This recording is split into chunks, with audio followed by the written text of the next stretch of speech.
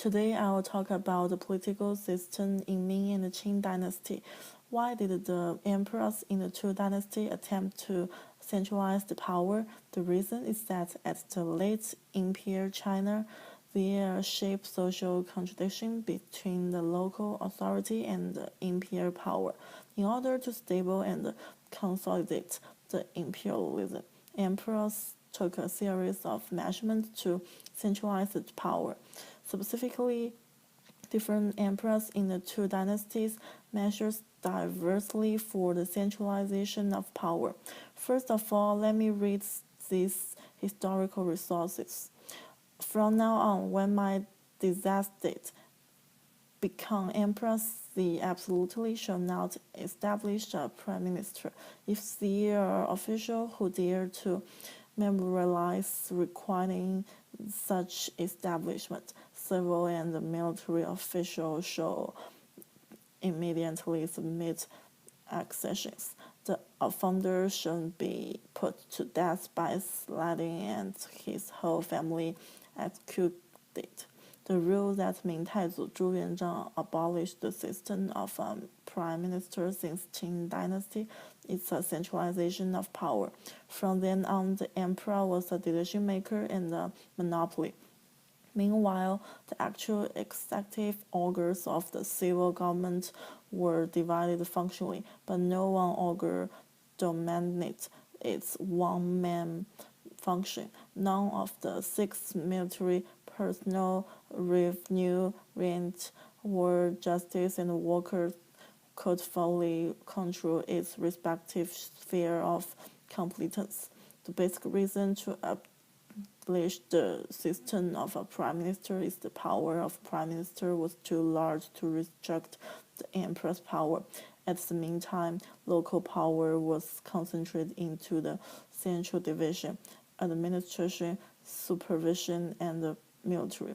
Their power were independent, separate, and were regulated by central office of security. However, what if the emperor got too tired because of the so many daily national affairs? Ming Chenzu Zhu Di officially established the Grand Secretariat because no one person could by law control or speak to decide with him. It is important to notice that the Grand Secretariat is not the Prime Minister. The Grand Secretariat, as the highest bureaucratic unit, was an advisory board, not an executive organ. The chief Grand Secretariat who dominate affairs achieved their sway by cultivating close personal relationship with the emperor and his leading unit, and by building up a personal machine of devoted supporters and hangers on in a civil bureaucracy. The workplace of the Grand Secretariat was in Wenyuan Palacio. As the picture shown, the Grand Secretariat gradually strengthened the centralization of imperial power. 100 years later, Ming Shenzong Wanli expanded the power of Grand Secretary in Ming civil government. The most famous Grand Secretary Zhang Juzheng was also in Wanli's early period, but after Zhang Juzheng's death, no one was able to rise to the level of the top of the civil bureaucracy again. Here is a compared chart of the Prime Minister and the Grand Secretary. Again, the Grand Secretariat is an assistant of an advisory board, but not the exclusive organization. The Grand Secretary can only advise but not administrate and make decisions. The Prime Minister was selected by the examination system, but the Grand Secretary was directly decided by the Emperor. So the former has somewhat restriction, but the latter had none. In Qing dynasties, the way to centralization of power is distinctive.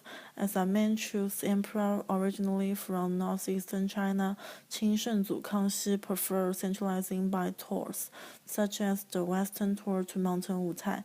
He even wrote down inscriptions like Wutai Shenjing, as you can see in a picture. Why did an emperor go to Mountain Wutai frequently?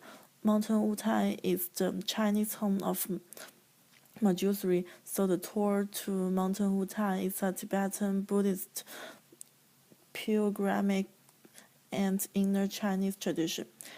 From the Ming to the Qing, the emperor project of Tibetan Buddhism is different, so that's the intended meaning of the emperor tours is kind of religion. The scarce etiquette by the Kangxi emperor commences with filial and fraternal duty. A precise design for the Kangxi emperor was to govern with filial piety. In addition, the emperor tour to Mountain Wutai strengthened the culture of local governments. In order to ensure appreciation of and ecstatic response, Kangxi forced local participation.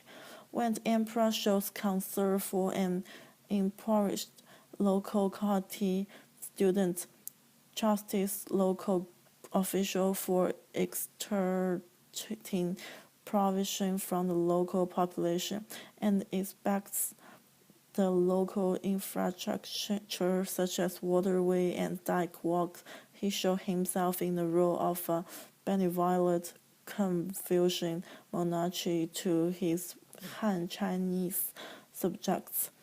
Attention and communication with Han Chinese is a way for Manchu's emperor to centralize his power of the whole China. The most significant event for Qing Gaozong Qianlong is the conquest of Far West, the first and second Zhenghe campaign, and the conquest for the Talimu. This victory extends the Qing map and built an emperor. The conquest of Xinjiang is a centralization of power. Xinjiang was within Qianlong's domains.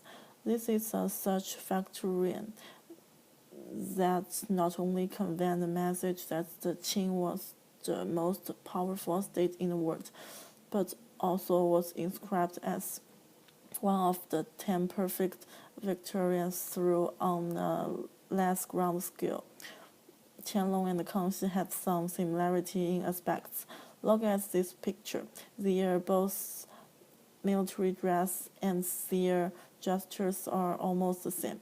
Yes, they are both Wiener emperors, and just like his grandfather Kangxi, Qianlong also appreciates touring. It is said that he toured to Jiangnan region 7 times.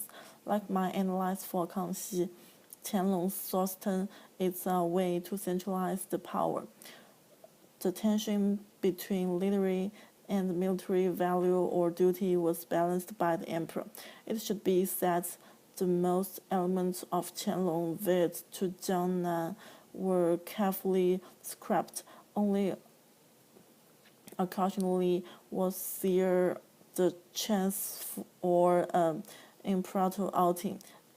Displays of the emperor concern for general welfare balanced with some of his cultural proficiency and feats of martial prowess. This painting collected in the Metropolitan Museum of Art in New York City documents a Sostan tour.